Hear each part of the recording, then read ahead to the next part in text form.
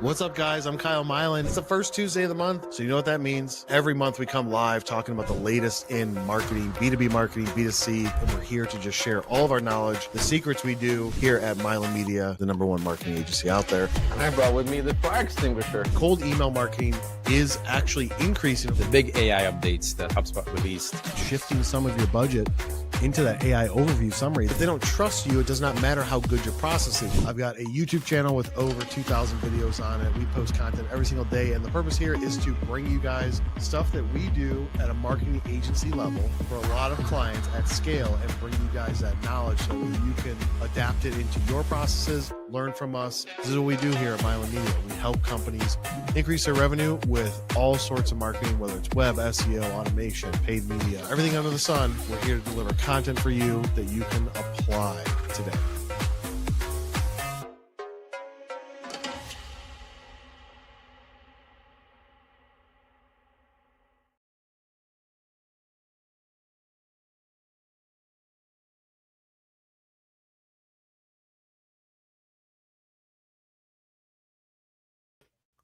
What's up, guys? I'm Kyle Mylan with Mylan Media, and I got Cristian here with me. How's it going, everyone? So you know what it is. It's the first Tuesday of the month, so we're here to bring you some content, and today's going to be a good topic. And I'm probably looking at the topic thinking, Q1's not even over yet. Why are we talking about Q1? We're talking about Q1 because it's about to be over in the next like 27 days, 28 days. It's going to be over, and then you're going to be like, oh, now I want to look at Q1. Yeah, that's the time to look at the final numbers, but it's time to start planning your audit now so you can save 2026. And it doesn't mean that you're doing bad. So people are like, no, dude, I don't need to view this content.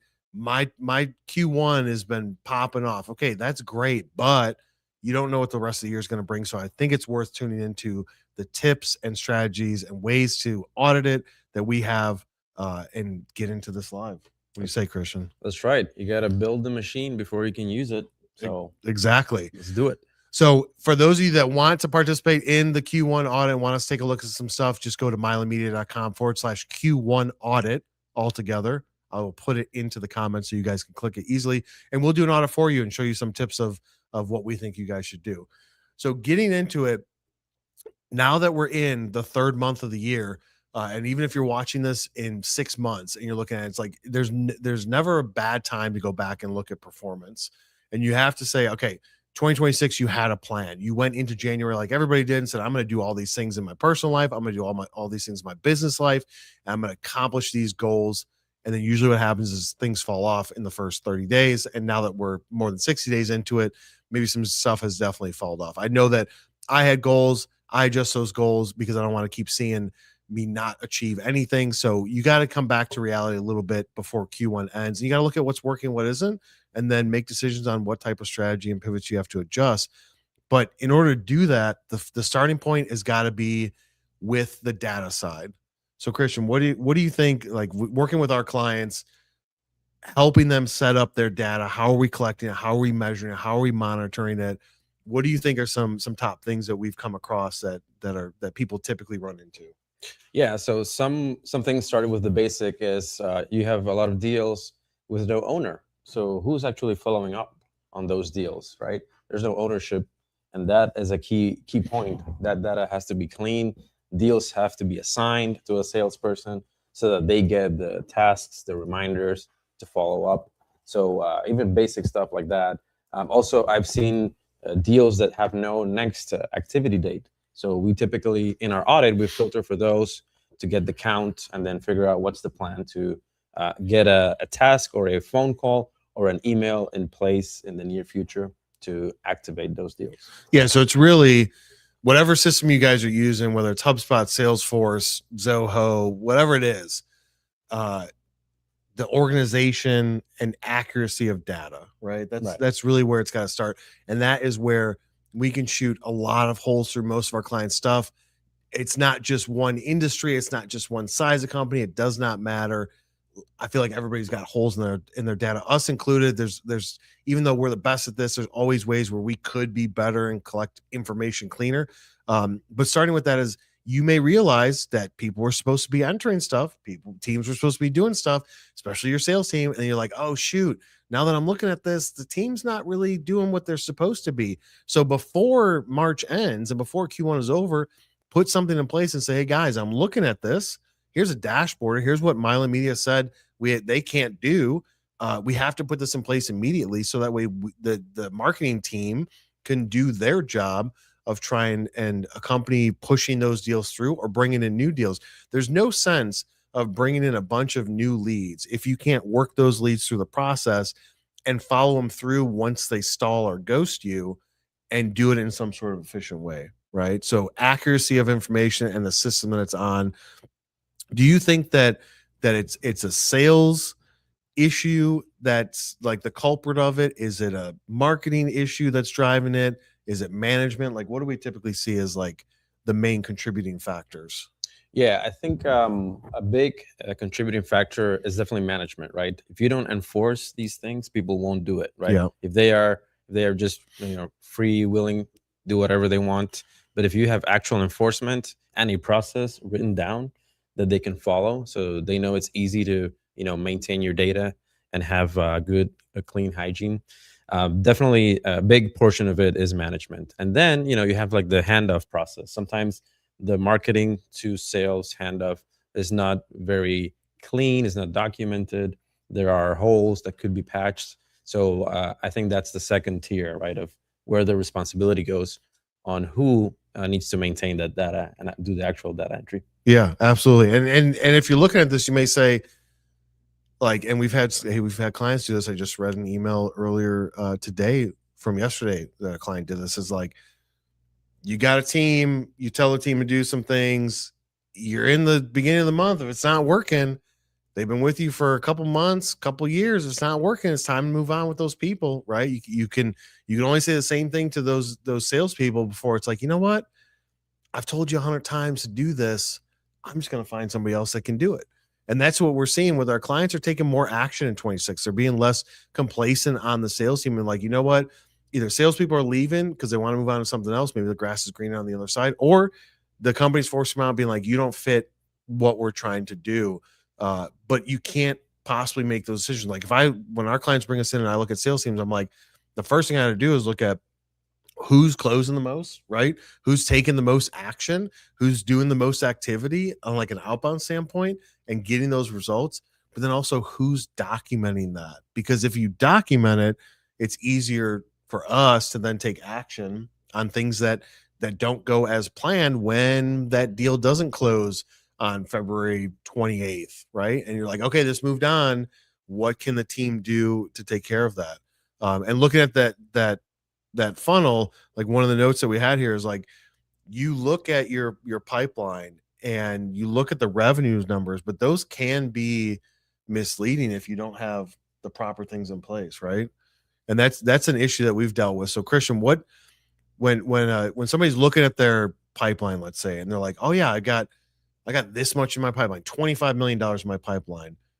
And if you were to audit that, what would be the areas that you can just like blow holes into that number? Yeah, so some of the things would be comparing it with a previous period.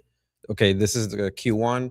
What does it look like comparing it to Q4 last year? Yeah. What does it look like comparing it to Q1 last year, right? Yeah. So you can't just go off of one single number. You have to do comparison. And then also you have to look at the underlying activities, right? What happened last quarter? What happened last year? Were there calls being made? Were there notes being taken? Were there emails being sent? Like, what's the level of activity of the sales team?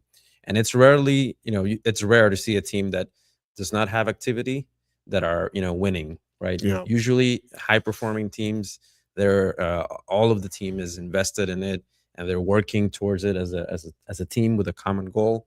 And sadly, most of the teams that we have looked at, they not all of them, right, are participating at the same level of using the CRM, documenting their notes and their calls. So that's one big thing comparing with the previous period. Yeah. So looking at those periods comparison, and then one thing that I go into, and I just did this audit for a client a couple weeks ago, is if I look at their pipeline, and you got the different stages, right? We got the first stage where it's like initial conversation, then some sort of qualifying stage, then pricing is sent, quoted, etc., and then you're trying to close it. Where I always go to is show me everything that was quoted, let's say in the past 6 months, but has had no activity on those deals in the past 30 days, 45 days, 60 days, because that's where you see big issues, right? And then what I do, and I just did this for a client, is I just create a table and I say no activity in 30 days, no activity in 60 days, no activity in 90 days, 6 months, etc., and the dollar amount of deals associated with that, to where it's like you got $2.6 million worth of deals that have not been touched in 90 days. And the sales team may, like, I've been on the call, sales team like, oh no, I have touched that. We have touched those deals. Okay, it's not in the system though. And if it's not in the system, how am I supposed to believe you? And I've had previous salespeople here be like, no, I did that. But if it's not in the system, I don't believe you that you did it. Because it's so easy to just say log the email. So easy to say type in the note. But without that, how could you possibly, like, then it gets thrown to Cristian's side. And if I just say, hey, Cristian, here's my pipeline, here's my stages, salespeople got deals in there. But if something doesn't happen, I want you to take care of it. Like, what's the first hurdle that you come into? Yeah. So like we mentioned, data not being accurate, data not being clean. So we need to come up with some sort of spreadsheet and put everything on a spreadsheet to be able to import that data. So then we can use it. Sometimes there's also data entry errors, right? Duplicate contacts, duplicate companies, even duplicate deals with no amount, and so forth. So a lot of that has to be cleaned up. So usually we kind of like put a spreadsheet together and then highlight what needs to be filled out by the team to get that in the system. And what about multiple systems? Multiple systems, right? I mean, I don't know if I had $1 for every time Cristian says we're combining systems at clients, I'd be rich. It's 2026, and there's still people out there quoting from Excel. Yeah, from Excel or quoting from a system that isn't even necessary. You could do all of that in your system, but you didn't know it at the time. You have two systems. So if I have two systems, like Cristian says, 2026, merge them together, right? We don't need to. Like, these days, apps and systems are rapidly advancing to where whatever's great about that one might be good enough in the other one to just have one system to work through. And maybe you can avoid those issues that you're talking about with, like, missing information. That to me is just crazy. So next thing we want to look at is like the speed or the action or the speed at which a deal moves through. So a lot of people in the industrial space move slow, right? 3 months, 6 months, 12 months, 18 months until from point of contact to when a deal gets closed.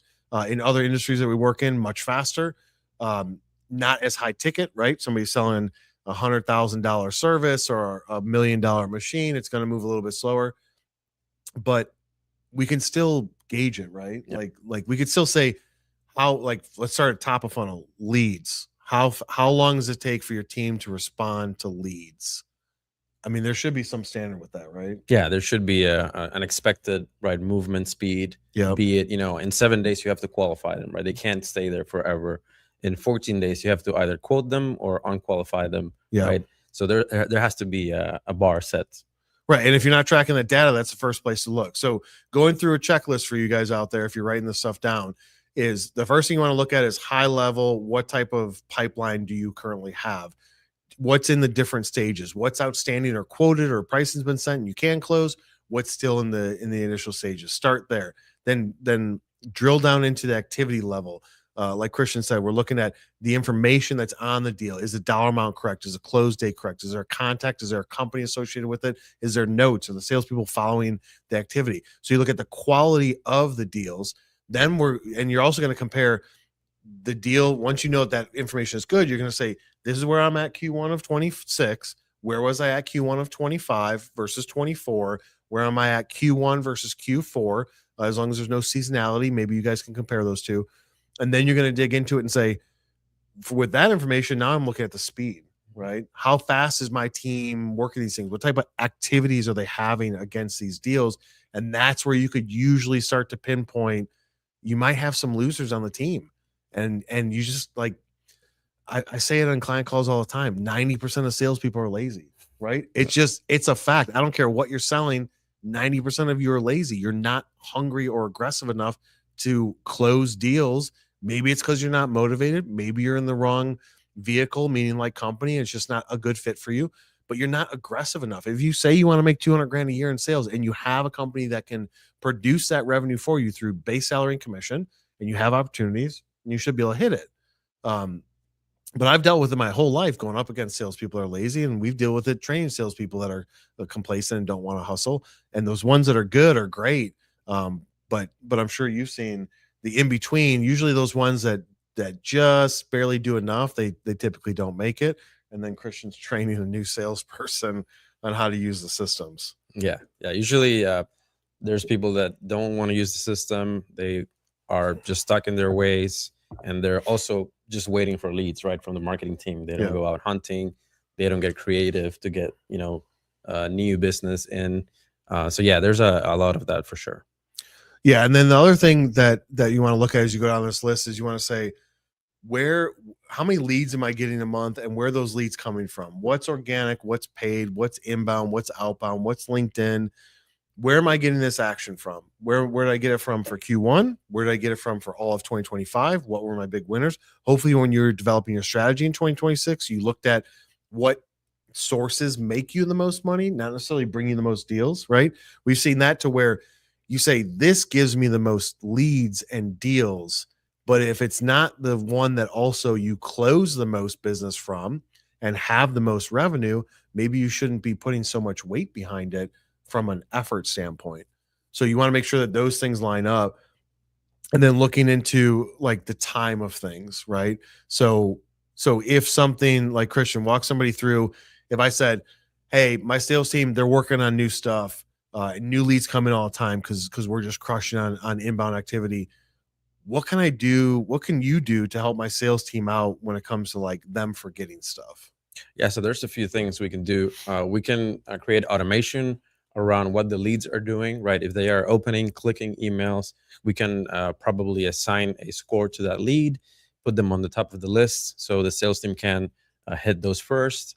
If there's a time frame, like 7 days, 14 days of inactivity, we can create automation to send emails to try to engage that lead if the salesperson probably forgot about it or just has a lot of volume of leads. Yeah. Also, some things that we have done is automating notifications to the sales team, right? If the lead, for example, visits the website in a specific amount of time, then we create a task or send an email or a Slack or Teams notification to the salesperson to maybe reach out and figure out if they're in need of more information. So there's a few things we can do to help the team not lose a lot of deals when people are active and you're not seeing that information. Yeah. So if you look at your pipeline, you're like, hey, I got a lot of activity.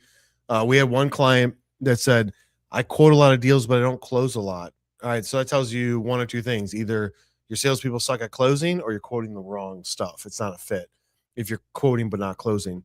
But with all these activities, all right, stuff's coming in. You got the notifications. One new thing that we just tested, which should be interesting, is let's say I don't check my email. I don't check Slack or Teams. I'm never in the CRM system to check notifications.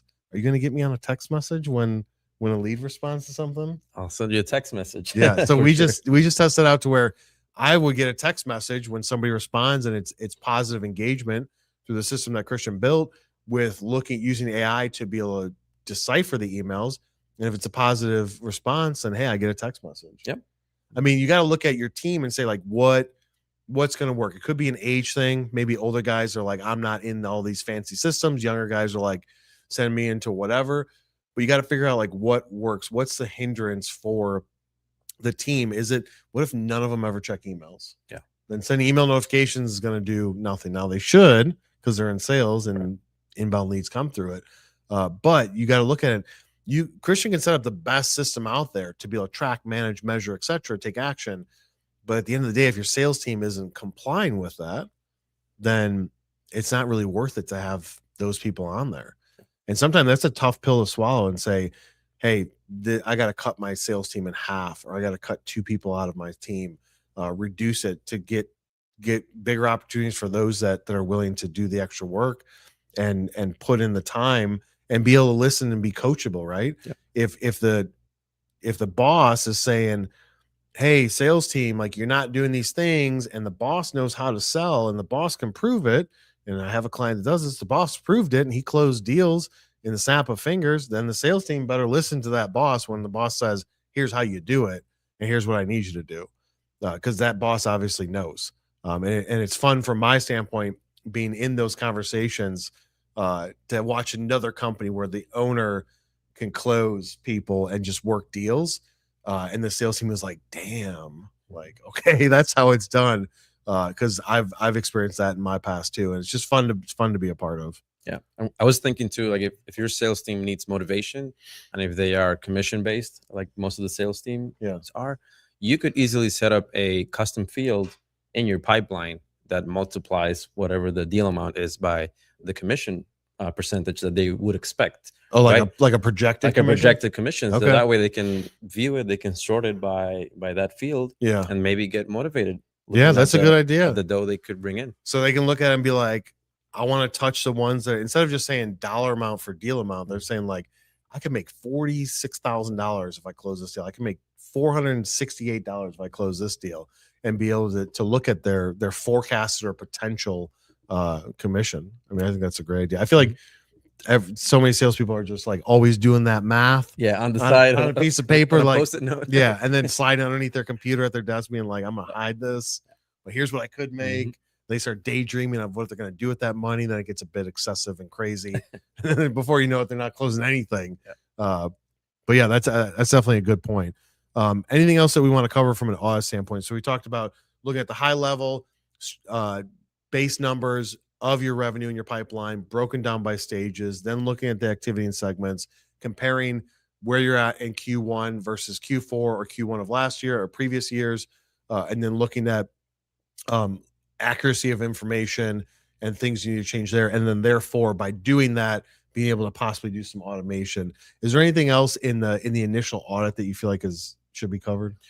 Yeah, I would say looking at the closed loss, what's the reason? Why? Is there a reason, first of all? Do you have a drop down for a reason so you can structure those reports and sort of like figure out any trends? Is our pricing too high? Is our time to reach out to the prospect too slow? Yeah, that could be it, right? Is it the competitor that has a better product? So if you structure those reasons, and then in addition, you have an extra field for an open text where they can type in, more information, that's going to help a lot, right? And if you do that every quarter, instead of waiting, maybe 6 months or a year to do that audit or analysis, it's a great idea to go and check those closed loss, figure out why, make adjustments so that the next quarter you can be more successful. Yeah. And we've got clients here where they say these closed loss reasons, totally fine with. I'm like, one of our clients, totally fine with losing on price. They don't care. They don't want to lose on speed to deliver, and they don't want to lose on quality or reputation. But if somebody says, hey, you're just too expensive, they don't care. Whereas other clients, they want to be more competitive with pricing, so they would care, but they would care less on, let's say, delivery speed. Like, we got to build this thing, it's going to take 12 weeks to do. That just is what it is. So setting up closed loss reasons, and then understanding what you're comfortable with, but then looking at the data. You may not even know. You may say, you know what, we don't really know. We think we know. If I ask my sales team, why did we lose that deal? Oh, it was this. But until you associate it to a deal and look at the total data, there's no way for you to possibly actually know. Yeah. I remember, I think it was beginning or middle of last year, we did an exercise when HubSpot brought out the agent, right, for closed loss, to figure out what was the reasons, right? So even if you have the data in an unstructured way, right, if it's just paragraphs, notes, right, if you put all of that together in a system like HubSpot, with the new AI features, you can figure out, right, using the AI agents, they can go in, read all the information, and make sense of it, and it will give you reasons of why we lost deals. And surprisingly, we found out that we had problems, right, with the time to go back to our prospects, or even just no touch at all after a certain amount of time. So even with AI, like, you can go into ChatGPT and upload a screenshot, a spreadsheet, and then try to make sense of the information of the whole quarter to figure out trends and what you can do better.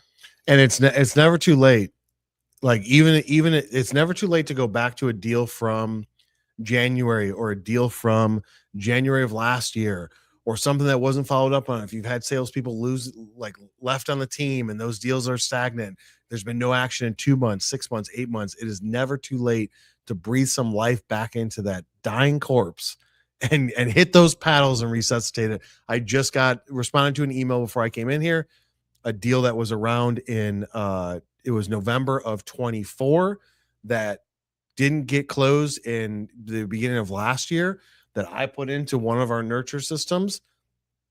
The lady came back and she said, nope, not interested right now. And then I just got an email, I think it was last night, that I responded to before I came in here that said, hey, this is back on the table and it's no longer just a single service, but it's all services. And we want to look at a full partner this year. So they've reevaluated internally. And had I not continued to at least stay in the loop with this person, maybe they would have forgotten about us. Maybe not. Maybe they said, hey, we know your brand well enough in this space. We want to work with you. We just got to figure out how and can we afford it.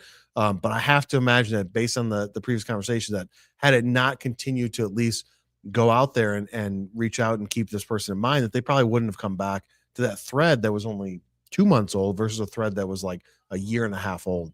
And they responded to it, and here we go. Now we got an opportunity. So it's never too late to save Q1. If you guys want some help with this, if you want us to look at it, just click the link in the comments, milemedia.com/Q1 audit. We'll schedule a quick call. We'll look at what you have going on, completely free, and be able to give you some advice and some tips on how to save the rest of the year. Even if Q1 sucked, it does not matter what you start at. And even if your Q1 is crushing it, it does not matter where you're at. If you want to make sure 2026 is a good year, you have to make sure you're covering all those areas that we went through. Otherwise, you're just going to be left at the end of 26 saying, not next year is going to be the next year. 27 is going to be the year that I make it.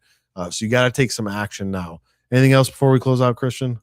I would say just go get it now, right? Now is the time to go get those deals. There's millions of dollars in lost, revenue in pipelines that just hasn't been touched or properly followed up with. Yep. That with a simple audit, you can uncover those and then put them in action. So yeah, and it's also when people leave the company, that's what we dealt with here and some of our clients recently. People leave, whether they get pushed out or they go find their own thing. And you go into their deals and you really go into it, you're like, oh man, I did not know that they did this or didn't do that. And then you can look at the rest of your team and be like, okay, now I'm going to audit everybody else. But lots of things can be found if you just do a little bit of digging with activity, deals, cleanliness of data, and like how much action is actually being taken place. And then just have weekly meetings with your sales team. Say, hey, here's the data we're going over. What'd you do last week? What are you doing this week? What does the pipeline look like? And handle any issues as they come up. But you got, like Cristian said, you got to take action now. Money's out there waiting for you to grab it off of that tree and put it into your pocket. So we will come back in 4 weeks, second Tuesday of April, right, Laura? We're on track for that. We're not traveling. Wait, first Tuesday of April. We will be back in the meantime, be sure to follow Cristian and I on LinkedIn, subscribe to the YouTube channel, and we will see you on the next one. See ya.